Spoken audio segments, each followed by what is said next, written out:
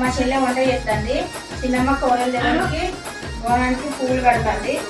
మేమైతే ఇలా శివరాత్రి కాబట్టి మేము వచ్చినాం ఫ్రెండ్స్. దేవుడికి కూడా శివరాత్రి అయితే ఇవాళ అయితే జాగారం చేస్తాను ఫ్రెండ్స్. నాగమని నోట్లు వెళ్తలేదు చెప్పరా దేవుడి